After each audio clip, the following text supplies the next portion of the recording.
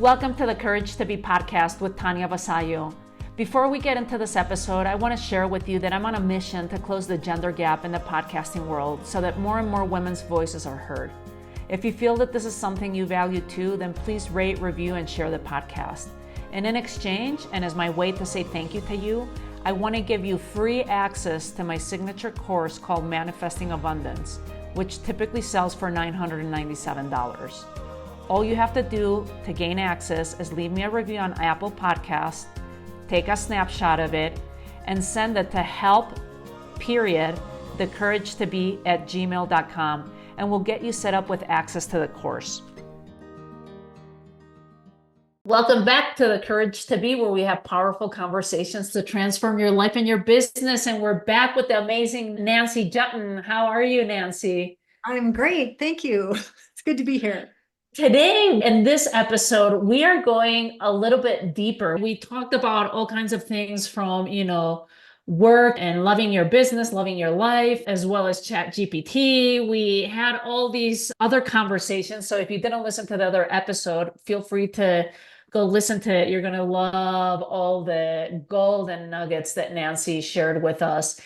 But today we want to focus on thinking about getting our listener to think about, when was the last time you named and claimed your core values? How did this come about for you, Nancy? And take us down this path. Let's dive in.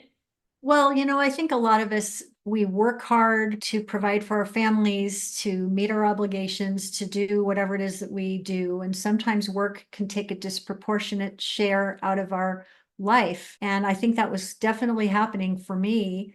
And in May of 2022, I got a powerful wake-up call. Sadly, I was diagnosed with breast cancer 2 weeks before the biggest online launch of my career. And it really did cause me to revisit what kind of a business I wanted to build and what kind of a life I wanted to get to be able to lead. And that caused me to really ask the question, what are my core values? And is every move I make aligned and congruent with those? It's a really deep question to consider. What are your most closely held values? But when you answer those questions, all of a sudden the opportunities that come your way become opportunities that you can quickly make decisions about because they are a fit for where you're headed, or they become no decisions because you're so clear that they're not a fit. And I think that for all of us, in whatever age or stage we are in our entrepreneurial journey, getting more discerning about what we say yes to is a really important consideration, so we don't waste time chasing the wrong models, the wrong methods, the wrong marketing, the wrong message, or the wrong kind of life for yourself. Had you done this exercise pre-diagnosis? No, Or did I you have really hadn't. But what I was noticing is there were some things that I was saying yes to because I was trying to please other people or trying to make friends, or some things I was saying yes to because I didn't put myself first in what was most important to me, or I was playing small in a way that wasn't serving me and that I needed to get clearer about that. Or maybe I was in relationship with people that maybe I didn't feel particularly supported or championed by, and maybe I needed to make some changes. I think when you have an encounter with a life-threatening illness, everything that seems really important becomes really crystal clear. And for me, I just needed to start saying yes to things that made sense to me and say a lot of no a whole lot more often. So let's go deeper into that, Nancy. What did you discover were your top values? Well, health, of course, my health. Am I living my life to optimize my health? And that's everything from what foods and drinks you consume, how much sleep you get, whether or not you're at a height, weight proportionate, the right weight for your size and shape, the level of fitness, whether you're taking the right vitamins and doing the right things. I mean, if you don't have your health, you don't have anything. So that's one. Number two is, who are the relationships that are paramount for me to feel seen, heard, supported, championed, loved, and make sure that I'm making time to honor those relationships. with my husband, my son, my sister, my friends, my colleagues. Some colleagues are closer colleagues than others. And all of a sudden you realize maybe you don't have as much room for 100 points of light, but you have a room for 8 amazing points of light, and that's good enough. So there's your health, there's your relationships. Then I think with regard to our businesses, there's the values like integrity, making good on our commitments, making promises that we keep. These are things that are important in our lives and our businesses. But if you've ever felt out of integrity in a business scenario, you know how uncomfortable that feels. So make sure that every move you make is aligned and congruent with what you truly believe and hold to be true. Are you making good on your promises? Are you delivering on the value that you suggested that you would? Are you listening to clients when they're disappointed and learning from that so you can raise the bar still higher?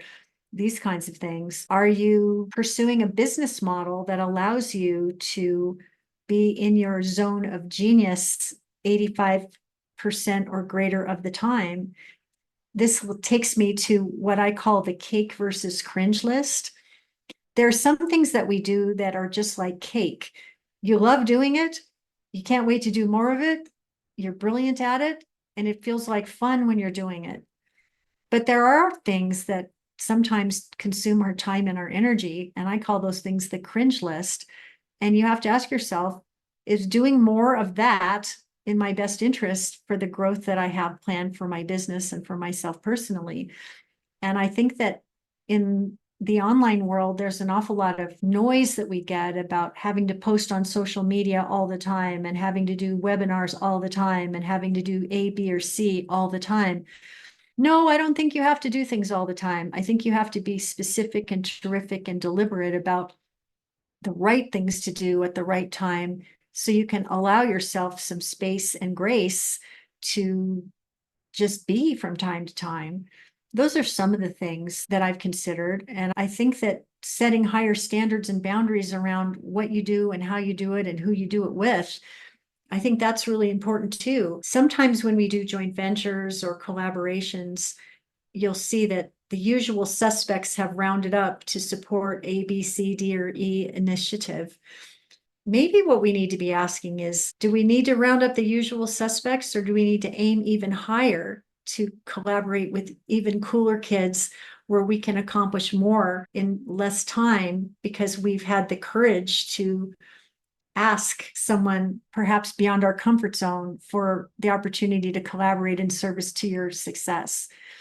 These are big ideas to consider, but I think that if you actually think through what you really care about and why you really care about it and the kind of business that you want, you just might find yourself having the next stage of your life be the best stage of your life and your work. Thanks for that. We're going to take a quick pause and we'll be right back.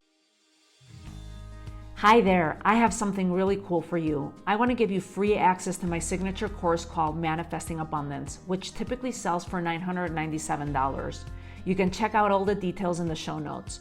All you have to do to gain access is leave me a review on Apple Podcast, take a snapshot of it, and send it to help.thecouragetobe@gmail.com, and we'll get you set up with access to the course. You can also find other free goodies in the show notes. Go check them out. Nancy, you were talking about your core values, which I think were fabulous, and I was like, oh, check, yeah, that one, I have that one, I have this one. What would you say to someone that hasn't asked themselves this question? Like, how do we find our core values and how many should we look for, or aim for? Is it 3? Is it 5? Is it 10? That's a really good question. And I think there's your health, your wealth, your relationships, your gifts. Like you could just do a Google search. What are the top values that are out there? They'll probably send, a million of them out. But if there were 100 values and you had to choose only 6, you have to be really discerning about the things that matter most to you. And a lot of these things, like being chosen first for dodgeball, that's not even going to make the list for me. I don't care if I'm chosen first for dodgeball because dodgeball is not one of my super skills. And I don't think I have any business playing dodgeball with anybody. So that's not a decision for me. But when you have to make a decision about any of these things, like 6 is a good place to start. 6 is a good place to start. And just ask yourself, am I being kind? Am I being generous? Am I making good on my promises? Am I living a life of integrity? Do I have a business model that's aligned with my super skills? And am I showing up as the human being, joint venture partner, and client I most want to attract? How you do anything is how you do everything. And how you do anything when nobody's watching is probably more telling than what happens when we're on a podcast or a stage or any other venue.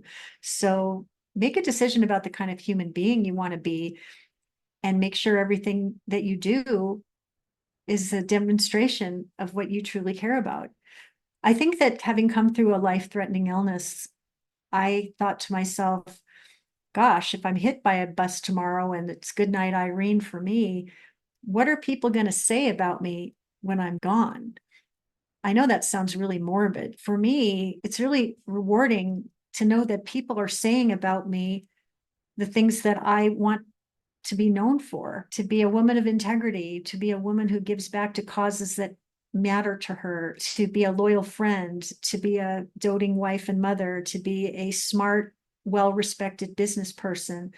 Like, all of that stuff is true for me. So if I'm hit by a bus tomorrow, I can be proud of myself, and my son can be proud of me, and my husband can mourn the loss. But I don't know that people really ask themselves that question: how will they be remembered if they're hit by a bus tomorrow?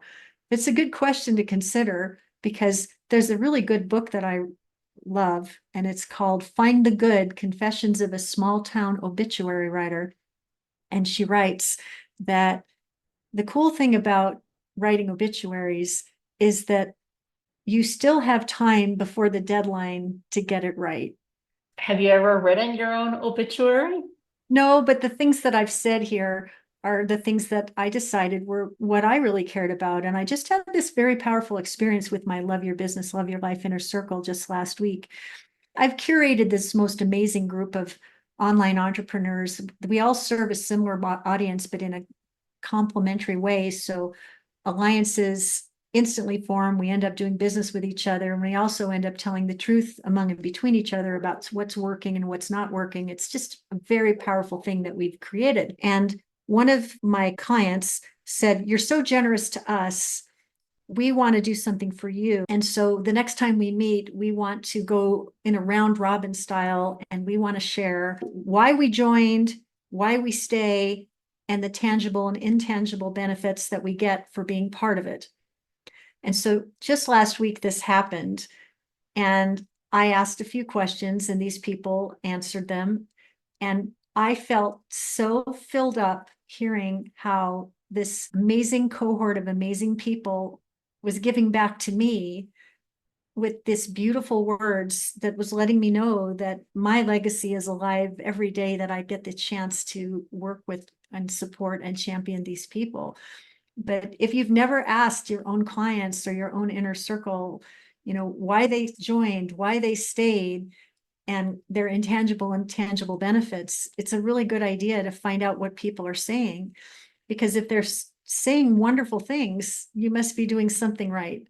And if they're stopping short of saying wonderful things, maybe that's something to lean into so that you can improve your standing through your actions. But I think that, every day when I wake up and I put both feet on the floor, I'm thinking about these 7 amazing human beings and what I can give to them and support them and do for them. And I think they're doing the same for me. And I think that if we can be lucky enough to be surrounded by that kind of a wagon wheel of support, there isn't anything we can't do. And I think it all starts with being in relationship and in community with amazing people where the values are similar, but the expression of how we serve is complementary and spectacular. And I think that creating that program in the aftermath of my illness was the greatest demonstration of courage that I've put forth entrepreneurially since I started my business in 2001, because I just feel so rewarded intrinsically and every other way for having the courage to create something. If you can't find the thing, sometimes we're looking to find the thing that we want out there, but if you can't find the thing that you want out there, maybe it's your job it is to create the thing and to bring it alive and bring the right people to it. And That's kind of what I've been focusing on these last couple of years. And I have a life I love and a business I love, and one without the other just isn't good enough. And I want to wave the flag for other people to do the same.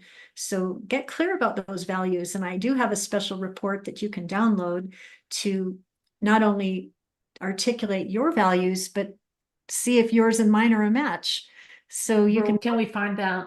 you can go to getknowngetpaid.com/6 questions, the number 6 and the word questions, all one word, and download the report and pour yourself a cup of tea and go deep and answer these questions for yourself so that every move you make can be aligned with the life and the business that you want. And if you are hit by a bus tomorrow, the story that will be told is the one that you would be proud your kids to read about. And yeah, that's my advice.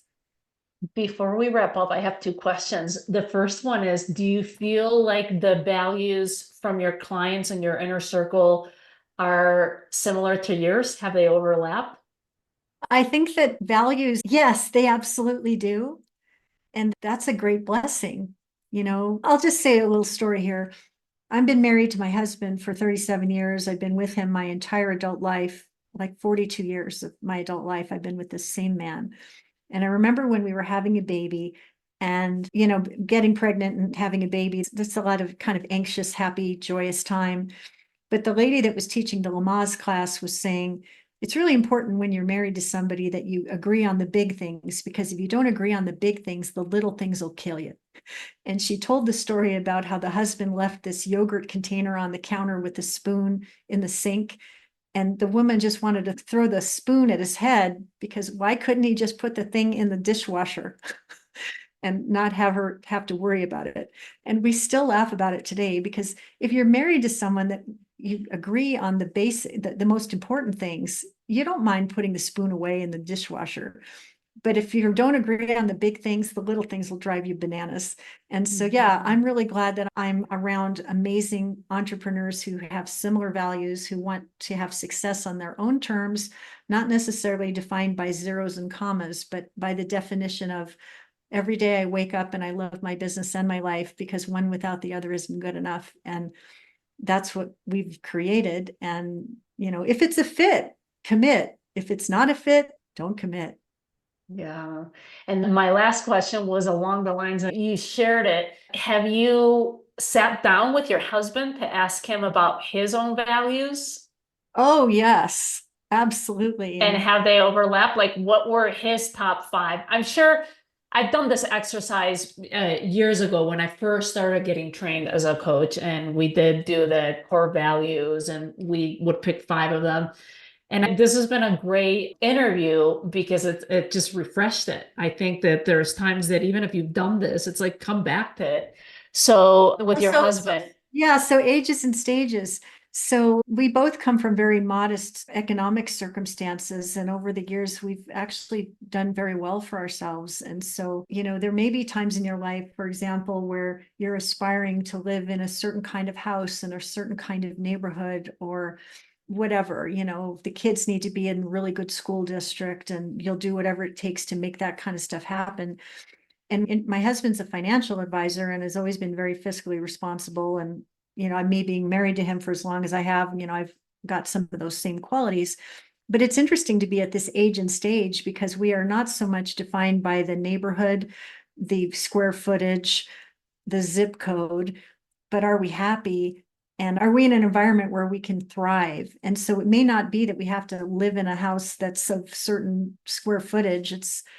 We couldn't be happier in our little 1,500 square foot townhome in Tucson this winter, where we're living very modestly, but so richly, So ages and stages, I think that we need to be tuning into that and have pacing and grace around it. But fortunately, we are still very aligned, and we agree on the big things, so the little things don't kill us. And I think that's a good thing. I love that. I'll always remember that story, Nancy. And my last question, do you feel that your personal values and your business values are the same? Yeah. And even though, what it is that I'm doing, I'm building a boutique business where I'm working with a jewel box of amazing clients who share a similar desire to have success on their own terms and to be supported, championed, and advocated for in the best and the most challenging of times. I'm very clear about that vision, and I'm very unapologetic about it. And it may not be the same vision that someone who's listening would share, but me having the courage to say that that's what I'm building, that may give someone else the courage to be unapologetic in their pursuit of creating a boutique business with their jewel box of clients where they're making more than enough money to meet their needs and have the life they want. And I think if more people are happy and living the life they want, we're in the business of transformation, and more happy people in the world doing good things in the world for themselves and those that they love. I just can't think of anything really better than that. Yeah. Wow.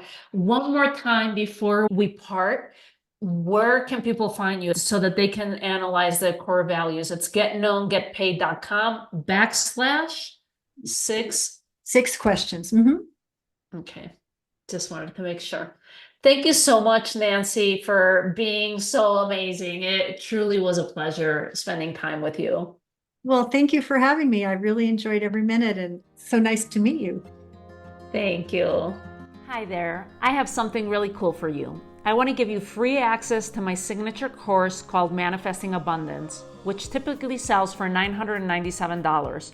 You can check out all the details in the show notes, and all you have to do to gain access is leave me a review on Apple Podcasts, take a snapshot of it, and send it to help.thecouragetobe@gmail.com, and we'll get you set up with access to the course.